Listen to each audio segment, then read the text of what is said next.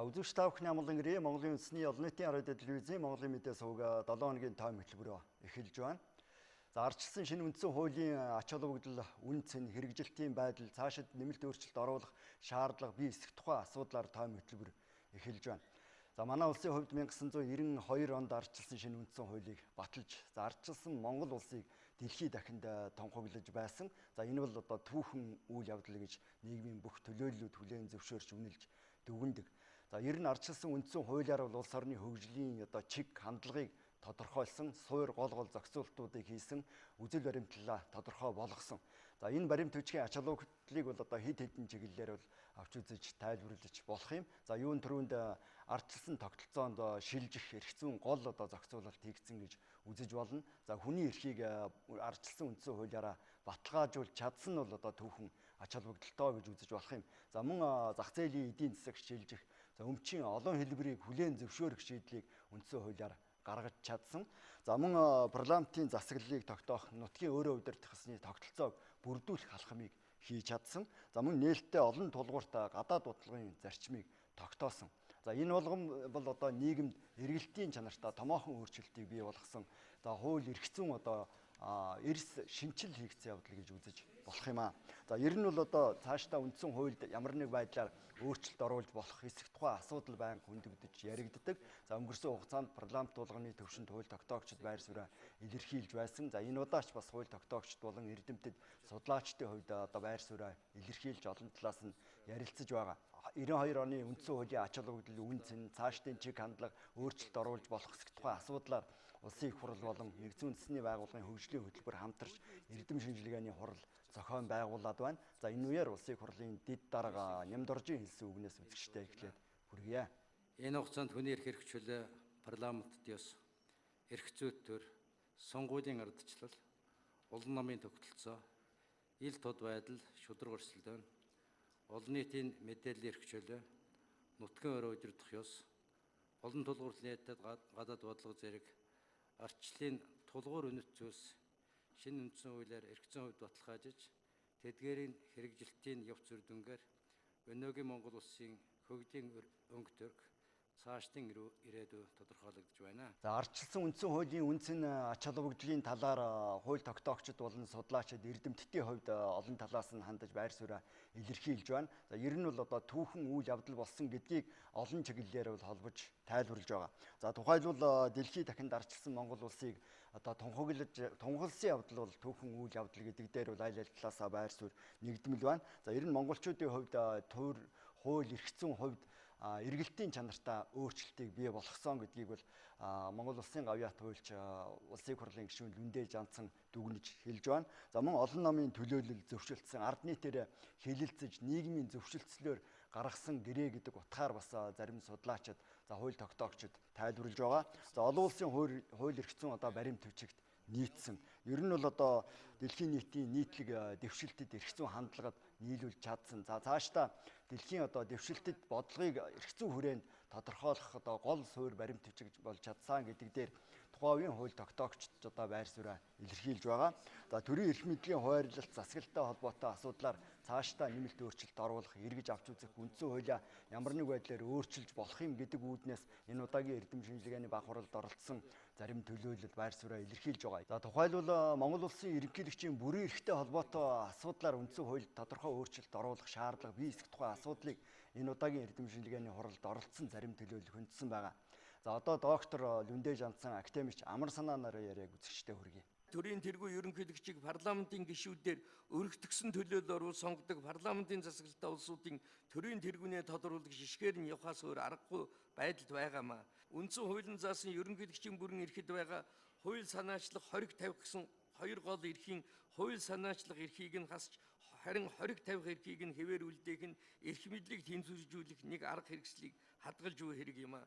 Ард түмнэрээс согоодог ерөнхийлөгчийг парламентод татаж явж өөрөө парламент дотроос гаргадаг болоод эргээд парламентын дарамтнд ерөнхийлөгчнэрийг эргээд ерөнхийлөгчд ард түмнээ сонгогдож болж шээ. Тэгэхээр энэ юуг нэх даашаа дотгош нь оруулж дотроос гаргана гэдэг нь эргээд ерөнхийлөгчийн эрх мэдэл хуваарлах зарчим ерөнхийлөгчийн бие дааж ажиллах ард түмний эв нэгдлийг илэрхийлэгч гэдэг за зэвсэгтүүчний командлагч баяг, үндэсний аюулгүйн зөвлөлийн дарга баяг, ард түмний эв нэгдлийг илэрхийлэгч гэдэг тэр статус нь алдагдах юм биш байгаа. Монгол Улсын үндсэн хууль тусгагдсан ерөнхийлөгчийн бүрэн эрхийн асуудлыг судалж үзэхэд бол парламентын арчлалтаа бусад улсуудын ерөнхийлөгчийн бүрэн эрхтэй үндсэндээ дүүдэг. Гэсэн хэдий ч ерөнхийлөгчийн эзлэх байр суурь ялангуяа холбооны бүгд нарт Германаас ерөнхийлж тайлбарлахад хүчтэй тооцогдно. Энд ялангуяа Монгол Улсын ерөнхийлөгчийн хууль санаачлах эрх, өөрийн бүрэн эрхийн хүрээнд хамаарах асуудлаар засгийн газар чиглэх бүрэн эрх, улсын хурлын баталсан хууль болон бусад шийдвэр бүхэлд нь бол хэсэгчлэн хориг тавих эрхийг дурдж болно. Мөн Монгол Улсын ерөнхийлөгч үндсүүл засгийн төсвийн ерөнхий хамгаалагч байж Монгол Улсын үндэсний аюул байдлыг зөвлөдөг тэргүүлдгээр бол ерөнхийлөгчийн засаглалтаа бусад орнуудаас адил төсөөтэй шинжүүд байгаамаа.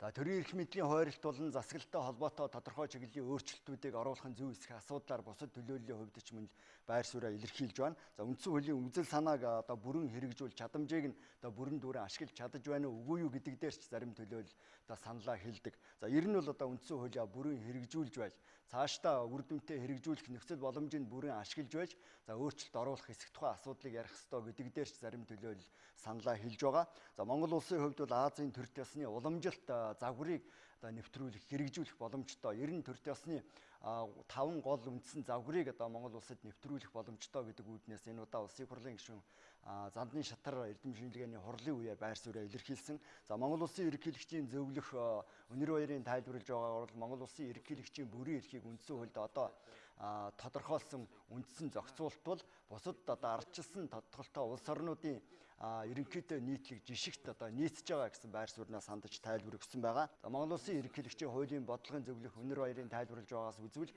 цаашдаа үндсэн хуулийн хүрээнд тодорхой зарим чиглэлийн өөрчлөлт оруулах боловсронгуй болох одоо бодит шаардлага байж болох юм гэдгийг ч үгүйсэхгүй байгаа. 1992 оны үндсэн хуулийг батлахад оролцож байсан тухайн үеийн хууль тогтоогчид ардын их хурлын депутатуудын хувьд ч мөн байр сууриа илэрхийлж байна. За үндсэн хууль тодорхой чиглэлийн өөрчлөлтүүд оруулахын зөв эсэх асуудлаар саналаа хэлсэн байгаа. За одоо зарим төлөөллийн саналыг үзэгчдэд хүргэе. Өөрчлөлт гэж ярихаасаа илүү жоохон нэмэлт маягаар л юм хийж болно л доо. Мэдээж энэ чинь цаг хугацаа бол өнгөрж байна. 92 он бол ямар он байлаа? Бид нэр социализм гэдэг юмнаас дөнгөж салаад 2хан жил болж байгаа үе байхгүй юу? Тийм учраас бол тэр үед дутуу дулимг харсан алдсан онсын байхыг бол үгүйсэхгүй.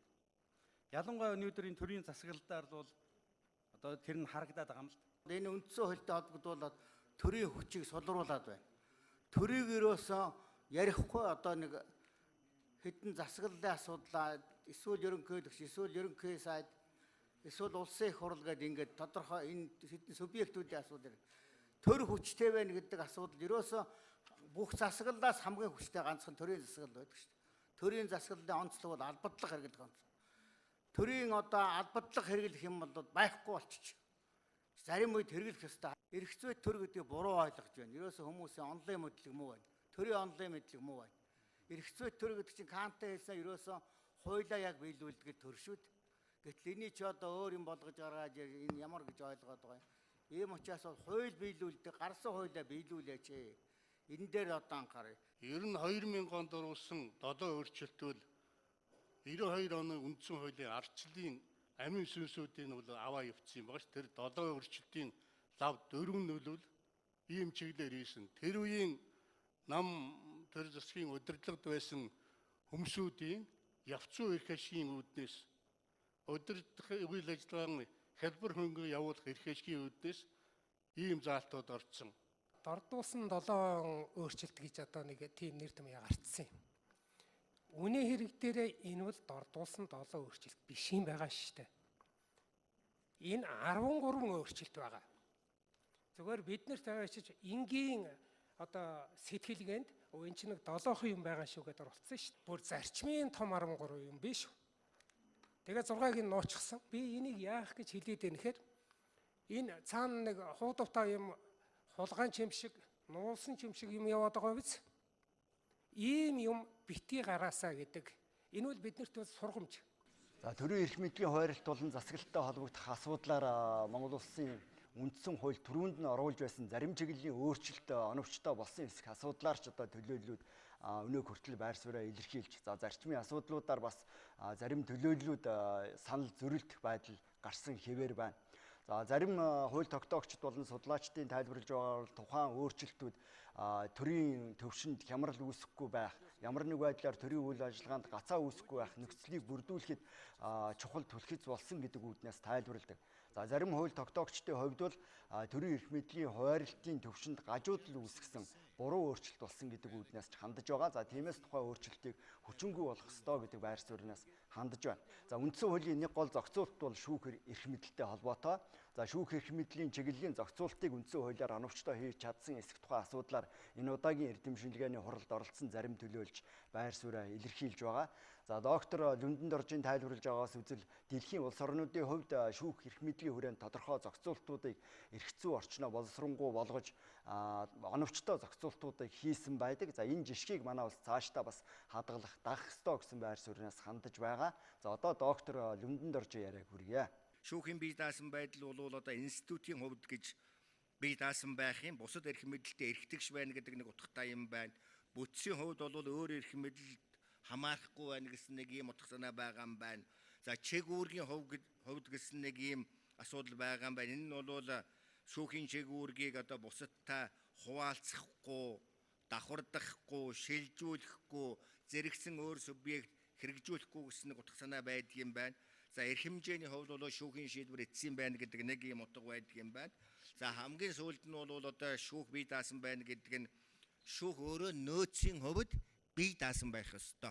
За Монголд шүүх эрх мэдэл бүрэн утгаараа хэрэгжиж төдийлөн чадахгүй байна гэдэг үүднээс зарим төлөөлөл хандж байна. За тухайлбал шүүхийн чиг үүргийг өөр хүмүүс гүйцэтгэдэг, шүүхийн хараат тус байдалд хөндлөнгөөс нь оролцдог. За шүүхийн төсөв мөнгө санхүүгийн хувьд ч бие даасан байдал нь бүрэн хангагдаж чадахгүй байна гэдэг асуудлыг хөндөж байгаа. За энэ талаар доктор Лүндэн Дорж энэ удаагийн эрдэмшилгээний хурлын үеэр мөн байр сууриа илэрхийлсэн. За үндсэн хууль болон нутгийн өөрөө удирдах ёсны зохицуулт яаж хийгдсэн бэ гэдэг тухайн асуудлаар зарим судлаачид мөн байр сууриа илэрхийлж байна. За 1992 оны үндсэн хуулийн нэг гол чиглэл бол өөрөө удирдах ёсны байгууллагыг бүрдүүлэхэд чиглэсэн зохицуултыг одоо бий болгосон. За бие даасан нэг гол одоо зохицуулт болгож тусгасан томоохон алхам байсан гэж үзэж байгаа. За өөрөөр хэлбэл нутгийн удирдлагын байгууллагын бие даасан байдлыг хангах, нутгийн удирдах ёсыг хэрэгжүүлэх нь Монгол Улсын үндсэн хуулийн нэг гол чиглэл болж тогтсон тодорхой зохицуулт болж хийгдсэн. За гэхдээ бүрэн утгаараа хэрэгжиж чадж байна уу юу гэдэг асуудалч бас хөндөгдөж яригдж байна. За энэ удаа доктор Даваад улмын хувьд энэ чиглэлээр саналаа илэрхийлж байр сууриа олон нийтэд хүргэсэн байгаа. За эрдэмшилгээний хурлын үеэр одоо хэлсэн доктор Даваад улмын яриаг үзэгчдэд хүргэж байна. Өнөөдөр Монгол Улсын нийт 330 сумын 60 гаруй хувь нь бол 2500-аас доош хүн амтай. За үүнд бас 1000-аас доош хүн амтай 19 сум байгаа гэсэн тооцоо байгаа. За тэгээд сумууд бол хоорондоо их ойрхон. Аймгийн төвөөс 50 км-с ойрхон байршилтай одоо 43 сум байж байна. Мөн хоорондоо хит ойрхон. Жишээлбэл 50-аас одоо 20 км, 25 км оршдог, зэрэгэлдээ оршдог сумууд байна. За тэгээд энэ эдийн засгийн хувьд амьдрах чадваргүй одоо сумдыг нэгтгэх ажил бол одоо хүртэл хийгдэж чадаагүй байгаа. Энэс гарах шийдэл нь юу гэхээр үндсөлийн 57 дугаар зүйлийн 3-т үндслэн гэдэг нь хэтэрхий хатуу заалт байна гэж одоо дүгнжсэн. За эхний 92 онд ч гэсэн засгийн газраас сумдыг нэгтгэх ажил маань үндсөлийн энэ заалтаас болоод гацчихсан. Гэхдээ бас яг үндсэн хууль руу бол түлхэж болохгүй юм шиг байна. Яг гэвэл ялангуяа сүүлийн үед сумдыг одоо нэгтгэх иргэдийн хандлага нь өөрөө сумын засаг дарга хурлын төлөөлөгч хүмүүсийн саналаас болоод бас дэмжигддэггүй гэсэн одоо тийм зүйлийг орон нутгийнхан ярьж ирсэн. Үндсэн хуулийн өөрчлөлт хийх юм уу одоо нэгжийн хуулийн өөрчлөлт хийн гэхээсээ илүү яг өнөөдөр одоо Монгол Улсын нийгэм улс төр эдийн засгийн нөхцөлд энэ төрийн нэгдмэл байдлыг хангах хүрээнд төвлөрлийг сааруулах гэдэг нь юу юм бэ гэдгийг бас ярилцаж зөвшөлтсөл бий болгомоор юм шиг байна. Тэгээд бас энэ нэгжийн хуулийн талаар маш их учир дутагдaltaагаар өнөөдөр одоо ер нь тийм социализмын одоо харилцааг зохицуулсан хууль гэж хэлж болно. Тэгээд миний харж байгаагаар бол энэ хуулийн шинжилсэн найруулга нэмэлт өөрчлөлт хийхээс илүү цоошин одоо нутгийн удирдлагын тухай хууль босруулалт илүү ач холбогдолтой юм болов уу гэж бодож байгаа. За нутгийн удирдлагын байгууллагад бол үндсэн хуулийн хамгаалалт сул байна гэдэг асуудлыг ч одоо зарим төлөөллүүд хөндөж хэлж байгаа. За орон нутагт одоо төлөвлөөгүй чиг үүргийг дээрээс өгдөг. За төсөвгүй ямар нэг одоо үүргийг бол оногдуулдаг. За энэ байдал бол холбогдох хуулиудад өөрчлөлт оруулах замаар ялангуяа иргэдийн хурлын эрх мэдлийг хязгаарлах замаар одоо зарим чиглэлийн өөрчлөлт оруулдаг гэдэг асуудлыг ч одоо доктор Даваад улам энэ удаа хөндсөн. За мөн шууд арчлалын тухай ойлголт сүүлийн жилүүдэд нэлээд яригдад тодорхой хүрээнд зарим одоо чиг хандлага байр суурийг хөндөж ярьж байгаа. За энэ байдал нь иргэдийн төлөөлөгчдийн хурлын бие даасан байдлыг одоо алдагдуулах гэдэг юм уу. За сөрөг нөлөөлөл үзүүлэх нэг гол нөхцөл шалтгаан болж болзошгүй гэдгийг ч зарим төлөөлөл хөндөж ярьж байна. За ер нь бол иргэдийн төлөөлөгчдийн хурал цаашдаа байхын зөв эсэх тухай асуудлыг ч одоо эрдэм шинжилгээний хуралд оролцсон зарим төлөөлөл хөндсөн байгаа. За үзэгч та бүхэнд одоо тухайн эрдэм шинжилгээний баг хурлын үеэр үг хэлсэн зарим төлөөллийн яриаг хүргье. Энэ үндсэн хууль чинь одоо ерөөсөө энэ Монголын энэ өнөختний нүүдлийн иргэншлийн уламжлалтай орны энэ үндэсний онцлог гэдэг юм чинь тусах ёстой юм уу? Аль эсвэл одоо энэ өнөөдрийнх олон илтгэлүүд дандаа барууны орнуудын их олон жишээ хэлж байна. Эднийг л ацраал бид нар чинь одоо хуулаад хэрэглээд байх ёстой юм уу? За жишээлбэл одоо тэр хүний эрхийн гисгт байж байгаа шүү дээ. Одоо эргэн хүн бол өөрийнхөө орчин суух газрыг өөрөө сонгох хэрэгтэй гэсэн. За тэгэл одоо тэрнээс хойш чинь ерөөсөө хөдөө чинь эзгүүрэл энэ Улаанбаатар төв сойрон газар лаймтан хүн нүүгээд л одоо жигтэйх юм болж байна. Тэгээ эн чинь одоо хөдөө эзгүүрүүл яах юм энэ чинь. Монголын эдийн засгийн нийгмийн гол үндэс байна, цаашдаа швайха болж байгаа энэ мал аж ахуйн хөгжилд энэ одоо ямар нөлөө үзүүлэх вэ? Монголын нутаг хөдөө тийшээ эзгүүрнэ гэдэг чинь ер нь эцсийн бүлэгтийн ч одоо маш том асуудал шүү дээ ерөөсөө. Манай энэ засаг захиргааны удирдлагыг үр дүнгүй болгож байгаа нэг аимшигтай мангас байна. Энэ бол иргэдийн төлөөлөгчдийн хурал. Тэгээ энэ одоо нэг их сүр болж байж сонгуул болж хэсэг хүн гарч ирээд тэгээ гарч ирээд юу хийдэг вэхээр ганц хийж байгаа чинь бол засаг дарга нэр дэвшүүлж байгаа. Зөвхөн нэр дэвшүүлэх шүү. Айгүй өрөвдөлтэй жаахан ажил. Тэрэнд гарч байгаа зардал тэд нарын одоо төсөвт учруулж байгаа дарамт бол маш их. Тэгэхээр энэ иргэдийн төлөөлөгчдийн хурлыг зүгээр үгүй хийх хэрэгтэй байна. Тэгээ үгүй хийхээр ганц юм асуудал гарч засаг дарга яаж юу болох вэ? Ихэнх тохиолдолд засаг дарга шууд сонгодог болоё. Магадгүй хүн амцгүйтэй одоо баг гэдэг чих цөөхөн хүнтэй төвөгтэй бас нэг тийм тэрнийг бол одоо яах вэхээр томилж болох юм. Улаанбаатарын хороо шигийн том газар бол хорооны засаг даргыг шууд сонгочих болно шүү дээ. Нэг иймэрхүү маягаар зохицуулж асуудлыг хэлбэрчлэх хэрэгтэй юм. Тэр нөгөө хайркий чинь гэлдэг тохирол дуунилдаа нөгөө нэрт эдийн засгч ерөөсөн хуулийн чинь дээрээс төлөвлөлт хийчихдэг юм аа. Хууль бичмэл хууль гарахаас өмнө хууль байсан юм аа.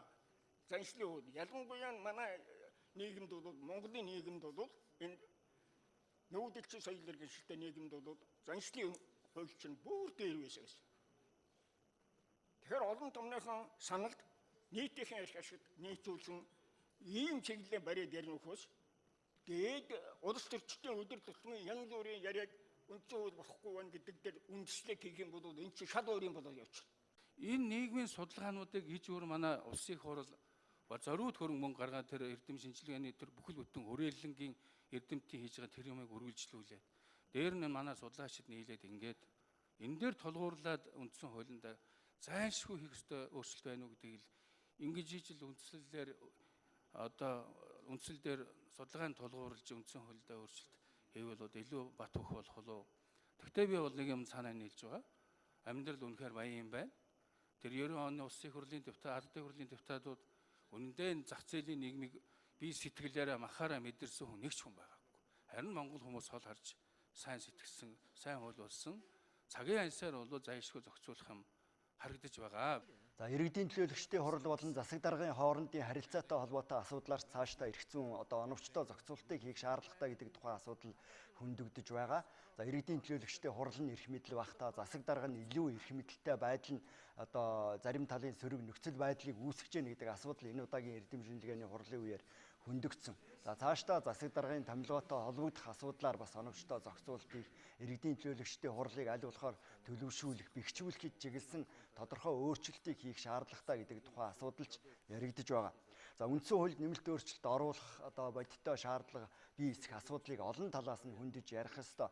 Ер нь бол үндсэн хуульд одоо нэмэлт өөрчлөлт оруулах боломж байна уу үгүй юу гэдгийг хууль эрх зүйн хүрээнд авч үзэх ёстой гэдэг тухайн асуудлыг ч судлаачид, хуульчид, улс төрчид хөндөж байна.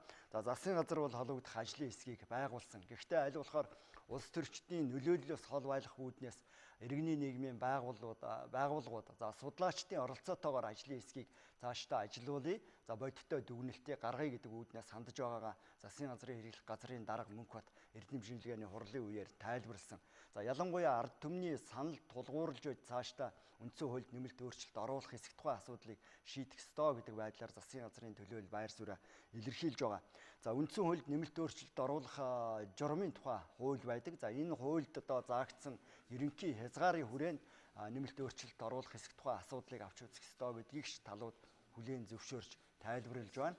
За ер нь журмын тухай хуулиар бол үндсэн хуулийн гол одоо суур зарчмын асуудлуудыг хөндөхгүй байх ёстой, өөрчлөхгүй байх хэрэгтэй.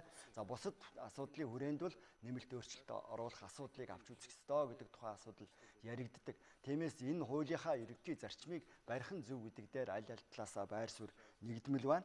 За ер нь бол үндсэн хуульд нэмэлт өөрчлөлт оруулахдаа аль болохоор алдаа гаргахгүй байх нь улс орны бүрийн их тусгаар тогтнол байдлыг одоо хадгалах, ард түмний язгуур эрх ашгийг одоо хөндөхгүй байх одоо гол чухал асуудал болоод байгаа юм. За тиймээс үндсэн хуулийн одоо нэмэлт өөрчлөлтийн асуудлыг ард түмнийхээ санал асуулганд одоо тулгуурлаж аль болохоор олон талаас нь хандаж одоо зайлшгүй өөрчлөлт оруулах хэсэг тухайн асуудлыг шийдэх ёстой гэдэг ерөнхий одоо байр суурь нийтлэг одоо байдлаар ажиглагдж байна. За үзэгч та бүхэнд 7 хоногийн тайм хөтөлбөрөөр хүргэж байна. Хөтөлбөр үргэлжилж байна. За үзэгч та бүхэнд одоо зарим үйл явдлын товч тайлбарыг хүргэе. За улсын хурлын дарга инквалдын хувьд энэ 7 хоногт гадаад айлчлал Арабын зарим улс орнуудад үргэлжлүүлсэн. За Саудын Арабын вант улстай Монгол улсын хувьд бол олон жилийн бас түнш харилцаатай явж ирсэн. За хоёр талын одоо харилцааны хүрээнд одоо зарим чиглэлийн алхмууд түрүүнд нь хийгдэж байсан. За цаашдаа аль болохоор харилцаагаа өргөжүүлэх, бэхжүүлэхэд одоо анхаарах ёстой гэдэг үүднээс улсын хурлын дарга инквалд одоо хандаж байна. За энэ талаар энэ удаагийн айлчлалын үеэр зарим талын асуудлуудыг хөндөж ярилцсан байгаа. За хоёр улсын хувьд бол цаашдаа томоохон төсөл хөтөлбөрүүдийг хэрэгжүүлэх, Монголын тал тодорхой хэмжээний зээл тусламжийг авах боломж бий эсэх тухай асуудлыг айлчлалын үеэр хөндөж ярилцсан. За мөн хоёр улсын тал цаашдаа тодорхой хөрөнгө оруулалтын чиглэлээр, худалдааны чиглэлээр хамтарч ажиллах боломжтой юм гэж үзэж байна. За мөн хөдөө аж ахуйн чиглэлээр уул уурхай, за мөн бусад одоо салбарын хүрээнд ч хамтарч ажиллах боломжтой гэдэг тухайн асуудлыг ярьж байна. За мөн мал аж ахуйн бүтээгдэхүүний импортлох сонирхол одоо Сауди Арабын вант улсын талд байгаа. За энэ чиглэлээр Монгол улсаас боломжийг ашиглах, хамтран ажиллах чиглэлээр цаашдаа тодорхой тохиролцоонд хүрэх, тодорхой төсөл хөтөлбөрүүдийг хэрэгжүүлэх боломжтой гэдэг тухайн асуудал улсын хурлын дарга айлчлалын үеэр яригдсан.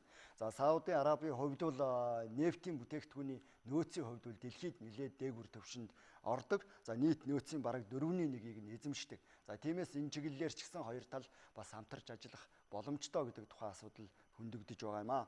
За манай улсын хувьд бол Кувейт улстай бас харилцаа хамтаа ажиллагаагаа цаашдаа үргэлжлүүлэх боломжтой гэж үзэж байгаа. За 1972 онд хоёр улс дипломат харилцаа тогтоож байсан. За хоёр талын харилцаанд бас наашдаа дэвшилттэй алхмууд өнгөрсөн хугацаанд бий болсон. За сүүлийн жилүүдэд харин зарим талын харилцаа ерөнхийдөө зогсон, ахиц муутай байдалтай байна. За тиймээс харилцаагаа цаашдаа идэвхжүүлэх, өөрчлөлт гарах боломжтой гэдэг тухайн асуудал улсын хурлын дарга инквалдын айлчлалын үеэр мөн хөндөгдөж яригдсан байгаа. За хоёр тал бол дэд үтцийн салбарт цаашдаа харилцаагаа бас ахиулах боломжтой. За барилгын салбар, аялал жуулчлалын салбарт бас бодиттой алхмуудыг хийх боломж байна гэдэг тухайн асуудал айлчлалын үеэр хөндөгдөж талууд байр сууриа илэрхийлж байна. За холбогдох томоохон төсөл хөтөлбөрүүдийг хэрэгжүүлэх, Монголд бас санхүүгийн дэмжлэг үзүүлэх боломж бий эсэх асуудлаарч Кувейтийн тал тодорхой хүрээнд одоо судлана гэсэн чиглэлтэй байгаа. За энэ асуудлууд улсын хурлын даргын айлчлалын үеэр нэлээд тодорхой яригдлаа. За 7 хоног хөтөлбөр товч үйл явдлын тайлбарыг үргэлжлүүлье. За Ардчилсан намын даргад нэр дэвшигчдийн сунгаа энэ 7 хоногт эхэлсэн. За Ардчилсан намын даргад улсын хурлын гишүүн Эрдэнэбат, Эрдэнэ Батцамдан, за Монгол улсын ерөнхий сайд асан Алтан ухыг, за боловсрол сонирхол ухааны сайд асан Ган Төмөр нар нэр дэвшээд байгаа. За нэр дэвшигчдийн хувьд сурчлагаагаа бараг 30 гаруй хоногийн туршид үргэлжлүүлэх чиглэлтэй байна. За нэр дэвшигчдийн одоо санал хураалтын ажиллагаа бол 2017 оны 1-р сард болох юм аа. За дараагийн товч тайлбарыг хүргэе. Төр нийгмийн одоо нэрт зүтгэлтэн зоригийн одоо амь насыг хүнөөсөн хэргийг шүүх хурал энэ 7 хоногт болсон. За энэ хэрэгт бол одоо Борхан аймгийн одоо харьяат 3 иргэнийг бол холбогдуулан шалгаж байгаа. За хэргийг шүүх хуралдаанд одоо холбогдох төлөөллүүд бол оролцож байна. За шүүх хурлыг бол хаалттай байдлаар явуулж байгаа. За түүхэн одоо байдлаас авч үзвэл 1998 онд Улсын хурлын гишүүн Дэд бүтцийн сайд зоригийн амь насыг хүнөөсөн одоо аимшигт хэрэг гарсан. За хэргийг одоо мөрдөн шалгах ажил одоо өнгөрсөн хугацаанд олон жилийн туршид явагдаж байгаа. Нийгмийн дунд одоо ихээхэн хүлээлт бий болгосон асуудал болж хувираад байгаамаа. За үзэгч та бүхэн зарим үйл явцын талаарх тайлбарыг товч хүргэлээ. 7 хоног хөтөлбөр үргэлжилж байна. За парламентын төвшөнд гэр бүлийн хүчирхийлэлтэд тэмцэх тухай хуулийн төслийн хэлэлцүүлгийг үргэлжлүүлж энэ 7 хоногт эцэслэн батлаад байна. За гэр бүлийн хүчирхийлэлтэд тэмцэх тухай хуулийг баталж гаргаснаар цаашдаа гэр бүлийн хүрээнд одоо хүний эрх зөрчигддөг, хүчирхийлэл үйлдэгддэг нөхцөл байдал багасах эрх зүйн боломж бүрдсэн гэж талууд үзэж байгаа юм аа. За энэ хүрээнд одоо бодлогын хэд хэдэн чиглэлийн зохицуултуудыг хийж чадсан гэж үзэж байгаа. Ер нь бол одоо гэр бүлийн хүчирхийллээс урьдчилан сэргийлэх боломжтой зохицуултуудыг хийсэн. За гэр бүлийн хүчирхийлэл гарсан нөхцөл иргэнд одоо ноцтой хохирол учрахгүй байхаар таслан зогсоох боломж одоо ямар байх вэ гэдэгт одоо хууль тогтоогчид анхаарч зарим талын зохицуултуудыг хийсэн байгаа. За мөн хариуцлагын тогтолцоог үл нэлээд чангатгсан, оновчтой болгоход чиглэсэн зохицуултуудыг хийсэн гэж хууль тогтоогчид үзэж байна. За гэр бүлийн зарим одоо хүчирхийлэлтэй холбогдох зарим үйлдэлийг бол зөрчил тооцож захиргааны хариуцлага оноодог байх юм. За мөн зарим зөрчлийн хувьд бол эрүүгийн хариуцлага тооцох 20 ял оноох хүртэл одоо нэлээд хатуу арга хэмжээ авах юм боломжийг үл эрх зүйн хүрээнд бүрдүүлсэн гэж үзэж байгаа. За энэ хуулийн хүрээнд бол хүүхдийн эрхийг хамгаалахтай холбоотой нэлээд оновчтой бодиттой зохицуултуудыг бас хийсэн гэж яригдж байгаа. За мөн гэр бүлийн хүчирхийлэлд өртөж болзошгүй болон өртсөн иргэдэд үзүүлэх олон талын үйлчилгээний төрлийг бий болгосноор энэ удаагийн хуулийн шинжил томоохон алхмыг бий болгосон гэж хууль тогтоогчид үзэж байна. За гэр бүлийн хүчирхийлэлтэд тэмцэх тухай хууль гарсантай холбогдуулаад бас зарим хуульд нэмэлт өөрчлөлт оруулсан. Тухайлбал эрүүгийн байцаан шийдэх тухай хуульд холбогдох өөрчлөлтийг оруулаад байна. За энэ хүрээнд бол ерөнхийдөө гэр бүлийн хүчирхийлэлд өртөж болзошгүй өртсөн иргэдэд ямар нэг байдлаар аюулгүй байх нөхцөлийг яаж хангах вэ? За хүчирхийлэлтэд холбогдох хэргийг шүүн хэлцэх гэдэг юм уу? За хэргийг ямар нэг байдлаар шийдвэрлэх явцад гэр бүлийн гишүүдэд аюулгүй байх нөхцөлийг яаж бүрдүүлэх үү гэдэг тухай асуудал тодорхой зохицуулт одоо яригдж хийгдсэн байгаа. За энэ талаар улсын хурлын хуралдааны үйл явцаас үзэгч та бүхэнд хүргье. Нөгөө хүний чинь одоо юу гэдгийг гэр бүлийн хүчирхийлэл үлж байгаа этгээдийг аль болох тэр цаада эмэгтэйг аюулгүй байлгахын тулд хооронд нь уулзуулахгүй байх, эсвэл одоо тодорхой эрхийг хязгаарлаад явж байгаа асуудал байгаа. Хяналтыг яаж тавихаар зохицуулж байгаа вэ гэдгийг би мэдмээр байна л. Тодорхой эрхийг хязгаарлах гэдэг 72 дугаар зүйл өөрчлөлт хийж байгаа юм аа. Тэгээ энийг бол хэрэг үрдэгч мөрдөн байцааш прокурорын зөвшөөрлөлтөөр хийгдэж байгаа. Тийм учраас энэ олгосон зөвшөөрлөлийн хүрээнд хяналтаа тавиад явуулна. Энд мэдээж тодорхой нутгийн орон руу нэвтрэх орохгүй байх, харьцахгүй байх, тэр эд хөрөнгө захиран зарцуулах эрхийг хязгаарласан одоо явдаг заалтууд л яг хэрэгжиж байгаа шүү дээ. Одоо эрхийн яаж хэрэгждэг тэр хяналтаараа л хэрэгжинэ гэсэн үг. Зүгээр тодорхой эрхийг хязгаарлах энэ асуудал бол сая хууль зүйн байнгын орооны даргын хэлсэнчлэн с ิจ гтийн аллагдагч, шүүгдэгч, эрүүгийн хэрэг хян шийдвэрлэх ажиллагаанд цаад учруулж болзошгүй тохиолдлуудад тодорхой эрхүүдийг хязгаарлаж байгаа л ийм зохицуулт орж ирж байгаа. 2004 онд батлагдсан хууль гарснаас хойш нийгмийн эдийн засгийн амьдралд асар их өөрчлөлт орсон учраас гэр бүлийн хүчирхийлэлтэд тэмцэх тухай хуулийн зайлшгүй өөрчлөлт оруулах шаардлага байсан. Энэ шаардлагыг энэ хууль бол хангаж өглөө гэж харж байна. Ер нь манай Монгол Улсын үндсэн хуулийн 16 дугаар зүйлийн 11-т эрэгтэй эмэгтэй хүмүүс ер нь бүхий салбарт улс төр эдийн засаг нийгэм гэд бүх салбарт тэгш хэрэгтэй байх тухай бас үндсэн хуулийн 19-р зүйлийн 1 заасан төрөөс хүний эрх эрхчлөө бүх талаар нь хангах эдийн засаг нийгэм хууль зүй бусад баталгааг бүрдүүлэх за эрхчлөг зөрчигтэй тэмцэх хөндөгдсөн эрхийн сэргээх гэх мэт тодорхой заалтууд бол төр үндсэн хуулиараа зааж өгсөн байдаг. За мэргэжлийн зарим байгууллагуудын судалгаанаас үзүүлэл нэг сүүлийн 6 жилийн хугацаанд гэр бүлийн хүчирхийллийн нөлөөллөөс болоод 94 хүн амь насаа алдсан гэсэн тоо баримт байгаа. За мөн 2015 онд гэртэл гэр бүлийн хүчирхийллийн нөлөөллөөр 5,000 хүн бэртэж гэмтсэн гэсэн тоо судалгаагч мэргэжлийн зарим байгууллагууд гаргасан. За энэ бол нэлээд аюултай төвшөнд хүрсэн төрийн зүгээс анхаарахаас одоо болохооргүй тийм нөхцөл байдал бол үүссэн гэсэн үг юм. За тиймээс гэр бүлийн хүчирхийлэлтэд тэмцэх тухай хуулийг гаргаснаар эрх зүйн хувьд бол томоохон дэвшлийг бий болгосон боломжийг бүрдүүлсэн гэж бол хууль тогтоогчид үзэж байна. За 2017 оны 2 дугаар сарын 1-ээс эхлээд тухайн хууль хэрэгжинэ. За хуулийг хэрэгжүүлэх явцад бол одоо нэлээд төсөв санхүүгийн нэмэлт одоо дарамт ачаал бий болох биш үү гэдэг асуудлыг ч одоо хуулийн хэлцүүлгийн явцад зарим төлөөллүүд хөндөж байсан. За ер нь бол хууль тогтоогчид болоо засгийн газрын төлөөллүүдийн тайлбарлаж байгаагаас үзвэл ер нь түрүүнд нь ажиллаж байсан нэг цагийн үйлчилгээний төв төрийн хамгаалах байруудыг тодорхой хугацаанд ашиглах боломжтой. За тоог нь нэмэгдүүлэх чиглэлээр бас бодиттой боломжуудаа бол ашиглах хэрэгтэй юм. Олон улсын байгууллагуудын төсөв санхүүгийн дэмжлэгийг авч болно. За мөн гэмт хэрэгтээ тэмцэх зөвлөлүүдийн тодорхой санхүүжилт байдаг. Энэ хүрээнд тодорхой асуудлуудыг одоо шийдэж болох боломжтой гэж бол хууль тогтоогчид үзэж байна. За мөн 2017 оны төсөвт тодтгол хийх явцад бас зарим тодорхой чиглэлийн асуудлуудыг шийдэх боломж гарч болох юм гэдгийг ч хууль тогтоогчид үүсэхгүй байна. За ямар ч гэсэн гэр бүлийн хүчирхийлэлтэд тэмцэх чиглэлээр эрх зүйн хүрээнд нэлээд бодиттой томоохон алхам бий боллоо гэж хууль тогтоогчид үзэж байгаа юм аа. За үзэгч та бүхэнд улс орны дотоод амьдралтай холбогдох зарим үйл явцын талаарх тоомыг хүргэлээ. За одоо гадаад мэдээний албанаас бэлтгэсэн тоомыг үргэлжлүүлэн хүргье. Үзэгчдээ арай минь хүргэе. За энэ 7 хоног олон улсын амьдрал таагүй зөрчирдөн мэдээллүүдтэйгээр эхэллээ. Туркийн Анкара хотод Орос улбаны улсын элчин сайдын амь насанд халдсан хэрэг гарсан бол Германы Берлин хотын 100 сарын баяр зориулсан ярмаг худалдааг үзэж сонирхож байсан олон халдлагын золиос болсон. Олон улсаараа эмгэнлээ илэрхийлэн төв улс хил хязгаараас үүс хамааран хаанч гарч болзошгүй терроризмын эсрэг хамтын хүчээр өргөн хүрээнд тэмцэхийг уриалсан 7 хоног болж өнгөрлөө. За нэгдсэн үндэсний байгууллага, Европын холбоо, Арабын улс орнуудын холбоо, Шанхай хамтын ажиллагааны байгууллага гэд олон улсын болоод бүс нутгийн хамтын ажиллагааны бүхэл байгууллагын удирдлагууд улс орнуудын төр засгийн тэргүүнээр Орос улбаны улс, Германы эрх баригчдад за мөн ард түмэнд нь хандаж эмгэнлээ илэрхийлцгээж байлаа. Мөн олон орны удирдагчид терроризмын эсрэг хийх тэмцлээ өргөжүүлэх, хамтдаа тэмцэх уриалгыг гаргаж байсан юм. Анкара хотод Орос улбаны улсын бүрэн эрхэт элчин сайд Андрей Карловын амь насанд халдсан этгээд нь Мевлют, Мерт, Алтинаш гэгч Турк иргэн байсан юм. Түүнийг Туркид өнгөрсөн 6 дугаар сард цэргийнхэн төрийн эргэлт хийхийг оролцсны дараагаар хүчний байгууллагаас халагдсан цагдаагийн ажилтан байсан гэдэг мэдээлэл ихэндээ ирж байсан. За гэвч энэ хэргийг өвлдөх үедээ Туркийн цагдаагийн газар ажиллаж байсан нь за мөн цагдаагийн бичиг баримтаар үзэсгэлэнгийн танхимд нэвтэрсэн болох нь сүүлд тогтоогдсон юм а. За Оросын дипломатчийн амь насанд халдсан энэ хэргийг Орос улбаны улс Туркээс гадна нэгдсэн үндэсний байгууллагын аюулгүй зөвлөлж террорист халдлах хэмээн үзсэн юм. Харин энэ халдлагыг хэн зохион байгуулав? Ард нь байгаа жинхэнэ эзэд нь хэн байв гэдгийг Туркийн төдийгүй Оросын мөрдөгчид тодруулахаар ажиллаж эхэллээ. За олон шилжиг таамагч байгаа. За үүний тулд цаад зорилгыг нь ч бас тодорхойлохыг чармааж байна.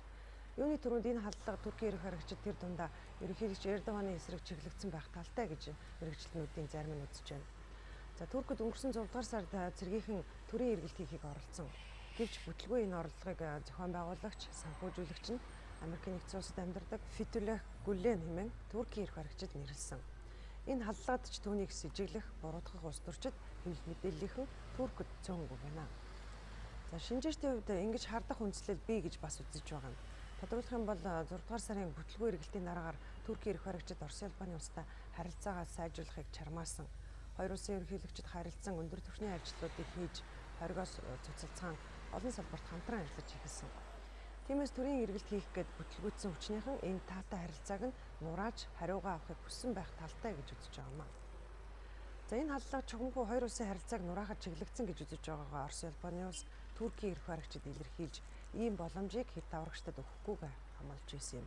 За нөгөө төгөөр Орос Туркийн эрх баригчид судлаад шинжээчд ч гэсэн энэ халдлагыг Сиртэй холбоотой гэж үзэж байна. За Орос улбаны улсын ерөнхийлөгч Владимир Путин Туркийн ерөнхийлөгч Режеп Таyyip Эрдоганаар Сирд инх тайван тогтоох үйл явцыг тасалдуулах зорилгоор ийм халдлага үйлдлээ хэмээн нэгэн дугаараар мэдэгдэцгээсэн. За харин шинжээчид Сирийн засгийн газрын хүчин Оросын агаар сансрын хүчний дэмжлэгтэйгээр Алеппо хотыг хяналтандаа оруулж байгаа ч үүгээр Сирийн дан иргэний дан одоо эцэс болно гэсэн үг биш болохыг дахин батлан харууллаа гэж дүгнэж байна. За хэд даврагчид хүчтэй шахалтанд орж байгаа учраас террорист аюул занал хийрэл харин уламж нэмэгдэнэ гэж болгоомжлуулж байна. За энэ нь Алеппод тулдаж байсан хэд даврагчдын тодорхой хувь нь Турктэй холбоотой. Тус улсын нутаг дэвсгэрт өөрийн гэсэн бааз тань дээр цөөнгүй хувь нь за Туркийн иргэд байгаатай холбоотойгоор үүсэж байгаа болгоомжлол гэдгийг сануулж байгаамаа. За гэвч энэ халдлагаас болж Орос Туркийн харилцаа хурцдах нь гэсэн болгоомжлол батлагдахгүй нэг их удалгүйгээр тодорхой болсон.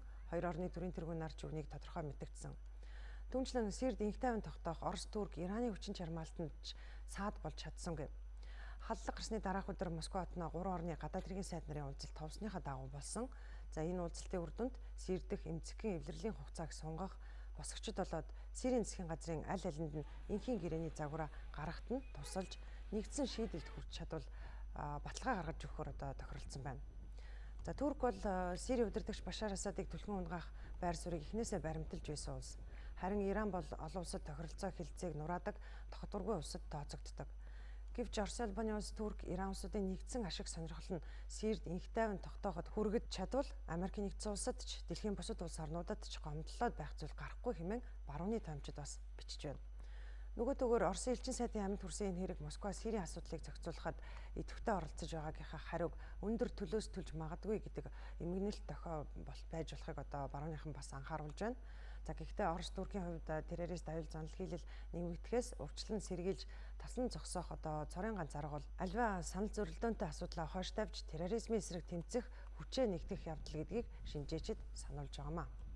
За Оросын элчин сайдын амь насанд халдсан эргээс гадна өнгөрчүүд 7 хоногийн эхээр Швейцарын Цюрихт гэмт этгээд гал нээж Анкара дахь Америкийн нэгдсэн улсын элчин сайдын яамны гаднаж буудалцсан болсон. Түүнчлэн Берлиний 100 сарын баяр зориулсан ярмаг худалдаан дээр цугласан олныг хүнд даацын ачааны машинаар дайрсан халдлагч гарсан юм. Үүнтэй холбоотойгоор Европын олон орн аюулгүй байдлаар чангадгах арга хэмжээнүүдийг авч чиглэсэн 7 хоног байлаа. За Францад сүүлийн 1 жилийн туршид онц байдал зарласан хэвээрээ байгаа.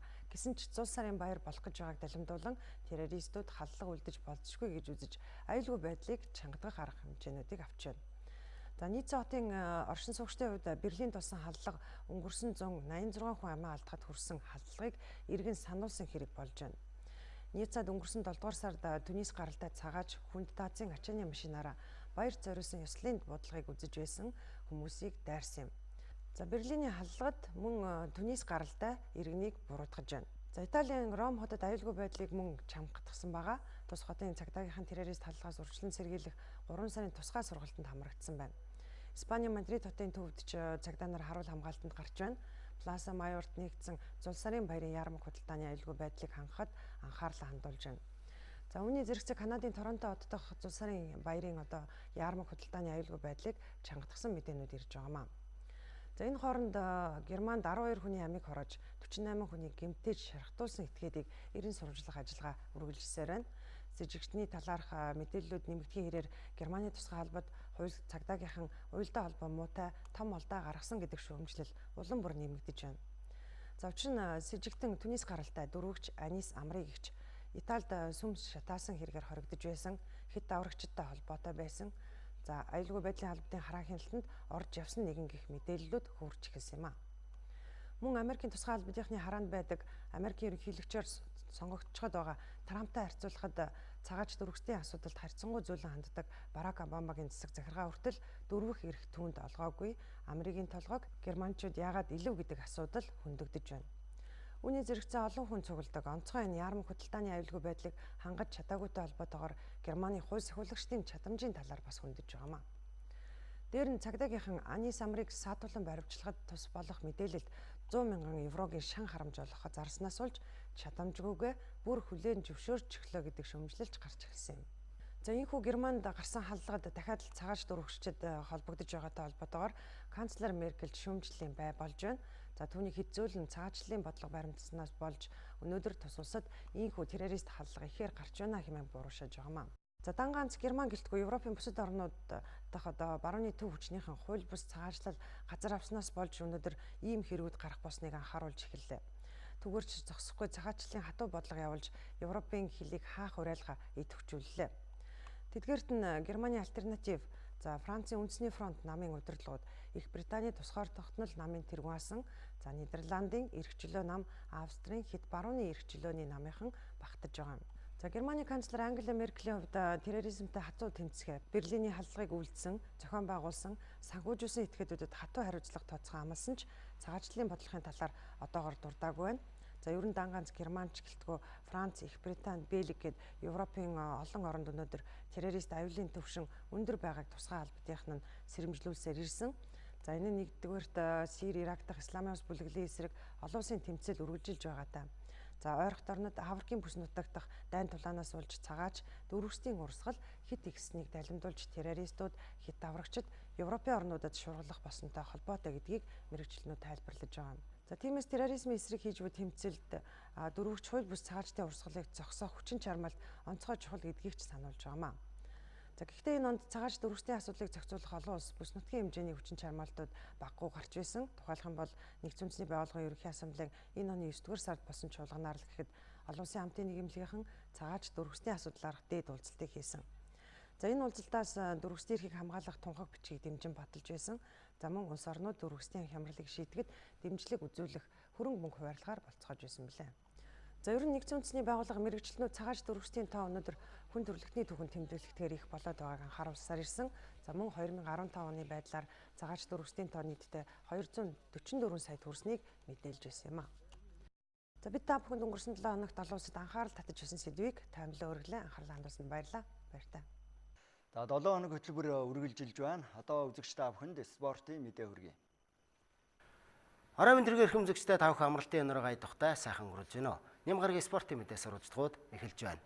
Бүрдчин 2016 Монголын үндэсний олимпийн хорооны тэргүүн дээд шагнал гардуулах ёслолын шилдэг спортын холбоогоор шалгарсан Монголын шатрын холбооны оны отхон тэмцээн болох багийн улсын аварга шалгаруулах тэмцээн өнөөдөр өндөрлөлөө.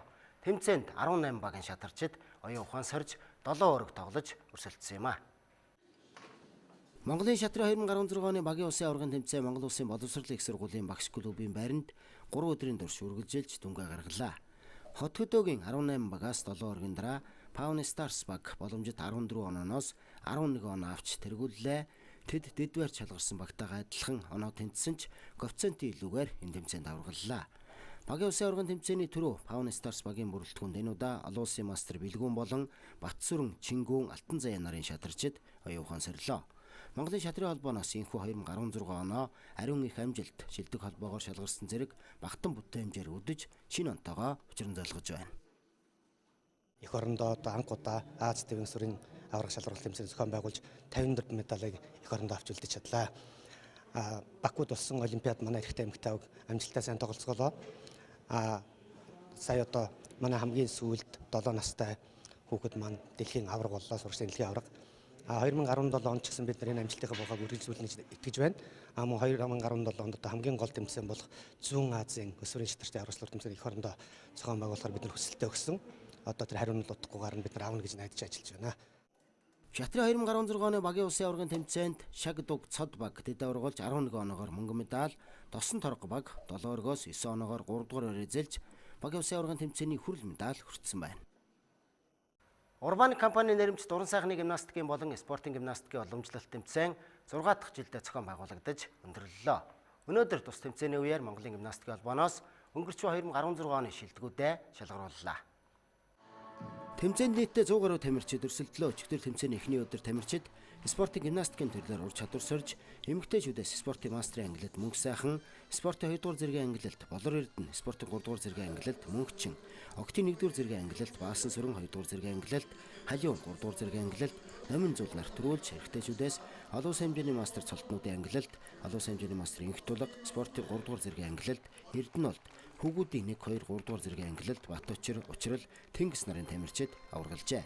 Тэгвэл 2016 онд үзүүлсэн амжилтаараа спортын гимнастикийн төрөлд өсвөрийн тамирчдаас 3475 оноогоор өсвөрийн тамирчин инх төвшин, 2760 оноогоор мөнх сайхан, аэробик гимнастикийн төрөлд 3080 оноогоор аэробик гимнастик өсвөрийн тамирчин Бямбцэнд, уран сайхны гимнастикийн төрөлд 1430 оноогоор Ундрамнаар Монголын гимнастикийн холбооны 2016 оны шилдэг тамирчнаар шалгарчээ. Харин шилдэг багаар сахаа улсад болсон Азийн хүүхдүүд наадамд эх орноо төлөөлж оролцсон уран сайхны гимнастикийн өсвөрийн 1-р шгшөөгийг шалгарууллаа. 2017 оны 1 онцлог нь Азийн аварга аэробикийн төрлөөр Азийн аварга шалгаруулах тэмцээн 9 сар зохион байгуулагддаг байгаа. Энэ тэмцээнд бол гол анхаарал өгнө. Нөгөө талаараа бол бусад ялангуяа спортын гимнастик, уран сайхны гимнастикийн багийн тамирчдын амжилтыг багаар нь гарах тэрэн дээр бол төлхөө ажиллаж байгаа. Мөн цаашлаад 2020 оны Олимпийн циклийн эхний жил байгаа. Энэ талаар бол бид нэр Япон улсын гимнастикийн холбоо, Солонгос улсын гимнастикийн холбоо, бүгд нэг Хятад ордоос Оросын холбооны улсын гимнастикийн холбоонуудад нэгт ажиллаж энэ 2020 онд оролцох тамирчдын эхний суур шалгаруултууд бол явагдана. Насан туршидаас спортын гимнастикийн төрөлд 1995 оноогоор олон улсын хэмжээний мастер Эрдэнэт, аэробик гимнастикийн төрөлд 3080 оноогоор олон улсын хэмжээний мастер Насан Баярнаар Монголын гимнастикийн холбооны 2016 оны шилдэг тамирчнаар тус тус шалгарсан бол шилдэг дасгалжуулагчаар спортын гимнастикийн төрөлд Ган Зэрэг, Оюун Туяа, уран сайхны гимнастикийн төрөлд Булган, аэробик гимнастикийн төрөлд Мөнх Хөргөлнаар шалгарлаа. Шилдэг багаар үндэсний хувийн дээд сургуулийн аэробикийн баг болон бүжиг степийн багийн тамирчид тодорсон байна. Харин шилдэг салбар холбоогоор Хөрхөнгө аймгийн гимнастикийн салбар холбоог шалгарууллаа. Бидний үлгсэн Ямгаргийн спортын мэдээ сурвалжлагууд хэлийн чадад өрнөсөн спортын үйл явдлын мэдээлэлээр үзэгч та бүхэнд хүргэж хүрч байна. Хөлбөмбөгийн спортын мэдээллээс та бүхэндээ бид үзүүлэхээр бэлтгэлээ. Английн Crystal Palace клубын удирдлагууд энэ 7 хоногт багийн дасгалжуулагч Алан Пердюг ажлаас нь халаад исэн. Тэд үүнээсээ удалгүй шинэ дасгалжуулагчаа танилцуулсан нь Big Sam хочид Sam Allardyce байлаа. Одоогоос 2 сарын өмнө хууль бус олон асуудалд оролцож Английн шгшөөгийн ахлах дасгалжуулагчийн ажлаа өгсөн тэрээр одоо Crystal Palace клубыг удирдахаар боллоо. Өмнө нь Английн Премьер Лигийн 7 багийг удирдах байсан туршлагатай Sam Allardyce шинэ багийнхаа удирдлагуудтай уулзаж 2 тал 2.5 жилийн гэрээнд гар үсгэж зурчээ. Crystal Palace клуб одоогоор Английн Премьер Лигийн тэмцээний 20 багаас 17 дугаар байрт бичигдэж байна. Бүрэгдүүд одоогоор 17 тоглолт хийж 4 хожин, 3 тэнцэн, 10 тоглолтод очигдол байна. Хөдгөө 62 настай туршлагатай дасгалжуулагч Sam Allardyce Crystal Palace клубын хамтаар эхний тоглолтоо Английн Премьер Лигийн тэмцээний 18 дугаар төргийн хүрээнд Watford клуб эсрэг өнөөдөр хийх юм. Alan Pardew Crystal Palace-ыг удирдсан эхний жилдээ Английн Премьер Лигийн тэмцээнд 10 дугаар байрт ирвэлэгдсэн бөгөөд энэ нь клубын дээд амжилт болж байсан юм. Мөн өнгөрсөн үеэрл Английн холбооны цомын тэмцээний шгшээ тоглолтод шалгарсан ч Manchester United клубт 2-1 харьцаатай хожигдож байсан. Түүнчлэн Английн Премьер Лигийн тэмцээний энэ үлрэл эхлэхээс өмнө Crystal Palace клуб Английн шгшөөгийн жигүүрийн агсан багаалагч Andrews Townsend, Бельгийн шгшөөгийн довтлогч Christian Benteke нарыг багийн түүхэн дэх дээд үнээр клубт эсвэлээд байгаамаа.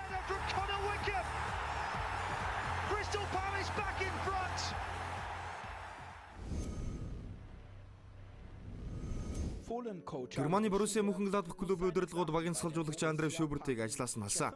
Түүний удирдлага дор Мөнхенгладбах клуб энэ удирдал эхлснээс хойш 4 хожиж 4 тэнцэн 8 удаа хожигдсон хасагдах шатны бүсэд бичигдэж байгаа багуудаас ердөө 3 онооны илүүтэй удирдлагыг өргөжлөж байна.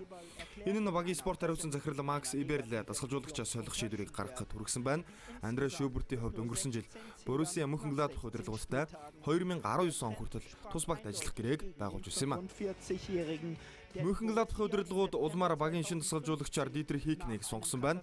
Тэд Андре Шубертийг ажлаас нь халснаас хойш ердөө 1 хоногийн дараа Дитрих Хикнийг багт авч ирсэн юм. 52 настай Герман мэргэжилтэн Хикинг өмнө нь Wolfsburg, Nürnberg, Hannover 96 зэрэг Германы шилдэг багуудыг удирдах байсан туршлагатай. Тэрээр өнгөрсөн жил Германы Wolfsburg клубын хамтаар Европын үлэмгийн холбооны аврагуудын лигийн тэмцээнийг шүүгийн 8 шат хүртэл амжилттай өргөжлөж байсан юм. Мөн 2015 онд Германы Суперцом болон Германы хөлбөмбөгийн холбооны цомын тэмцээнүүдэд төрүүлсэн. Эдгээр амжилтаараа Дитрих Хикинг 2015 онд Германы оны шилдэг дасгалжуулагчаар тодорч байсан билээ. Боруссия Мөнхенгладбах клуб одоогоор Германы Бундслигийн тэмцээний эхний 16 төргийн дараах байдлаар 16 оноотой хүснэгтийн 14-р байрт бичигдэж байна. Дитрих Хикнийг багтаа ирүүлсэн талаараа Мөнхенгладбах клубын спорт хариуцсан захирал Макс Иберле Хикинг бол зөв сонголт гэдэгт бид итгэж байгаа.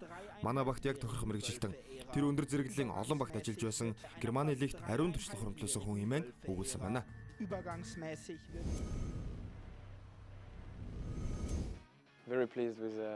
Английн Лондон хотын Тоттенхэм клубын удирдлагууд багийн хаалгачдтайгаа гэрээгээ сунгалаа.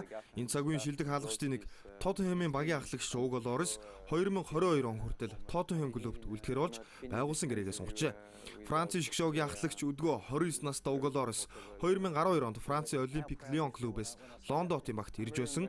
Үүнээс хойш Лорис багийнхаа төлөө 173 тоглолтод оролцоод байна. Мөн Английн Тоттенхэм клубын удирдлагууд багийн 2 дугаар хаалгач Мишель Уормтой байгуулсан гэрээгээ 2018 он хүртэл шинжилэн сунгаджээ.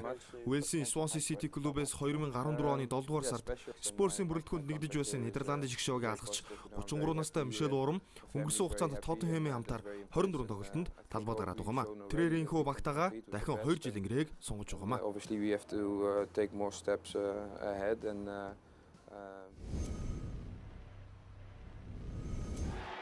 Шотландын лигийн авраг шалгаруулах тэмцээний ээлж дөргийн тоглолтууд энэ амралтын өдрүүдэд үргэлжилж байна. Шотландын лигийн 47 удаагийн авраг алдарт Celtic клубын удаад Hamilton Academical клубын талбайд зочлон улирлын 18 дахь тоглолт байлаа.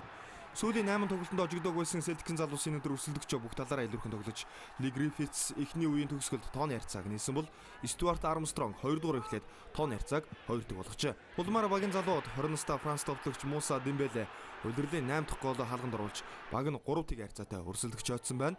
Брендер Рожерсоор өдөрдүүлсэн Celtic клуб энэ улирлын 18 тоглолтонд 17 хожиж 1 тэнцвэрт байгаа бөгөөд Шотландын лигийн тэмцээнийг нэг ч хожигдолгүй 52 оноотойгоор тэргүүлж байна. Энэ сарын 23-ны өдөр Монгол улсад Олимпийн хөдөлгөөн үүсч өгцсөний 60 жилийн ой Монголын үндэсний олимпийн орооны тэргүүн дээд шагнал гардуулах Бүртчин 2016 ёслолын үйл ажиллагаа зохион байгуулагдаж, энэ ёслолын шилдэг клуб номинацид Хасамага Stars клубын хамт олон тэргүүлж Бүртчин шагнал хүртсэн билээ. Тус клубын хувьд энэхүү 3 дахь удаага Бүртчин шагналын эзэн болж байна. Монгол Улсын аж үйлдвэрийн гавьяат ажилтан Жавин сүрэнгийн төмөн аюулт захиралтай Хасамага компани Megastars клуб 2009 онд анх үүсэн байгуулагдсан төвтэй. Хасамага Stars клуб 2011 онд анх удаага Бүртчин ёслолын шилдэг клубээр шалгарч Бүртчин шагналыг анх удаага гардаж байсан бол өнгөрсөн 2015 он болон 2016 онд 2 жил дараалан Монголын спортын тэргүүн дээд шагналаар медалглаа. Энэ шагналын ардталд манай шилдэг тамирчид багш нарын маань хүч хөдөлмөр хөрөнгө мөнгө шингэсэн ийм одоо сайхан эрхэм шагнал гэж та бүхэн ойлгож байна. Та бүхэнд баярлалаа. Удахгүй болох шинэ оны баярын эмийн төргий 2017 онд олон сайхан амжилтуудыг гаргасан түүхэн сайхан жил болохыг хүсэн өрөөё. Баярлалаа.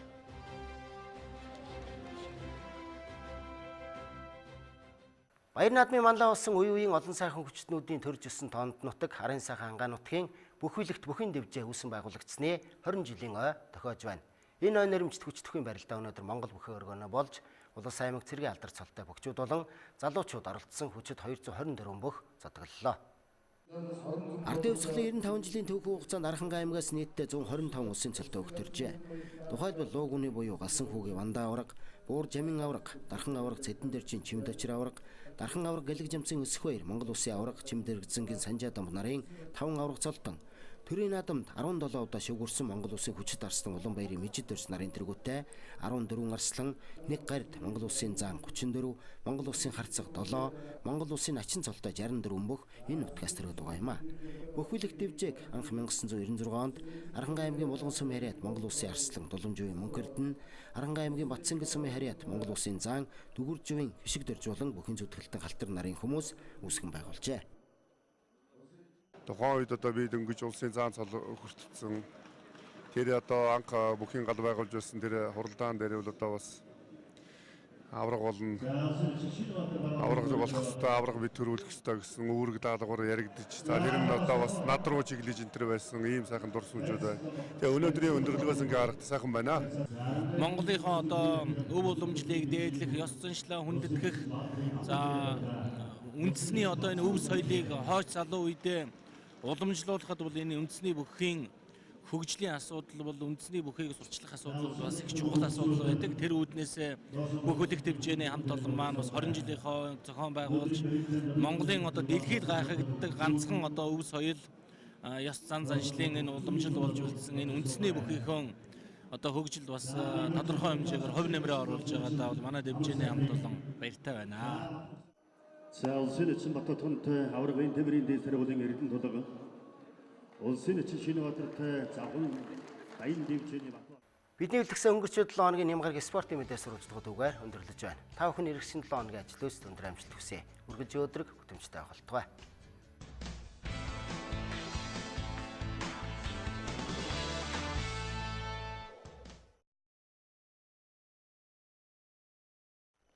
За 7 хоног хөтөлбөр цагаарын мэдээгээр үргэлжилж байна. Ус цагуурын эрдэм шинжилгээний хүрээлэнгээс ирүүлсэн мэдээллийг та бүхэн хүлээн авна.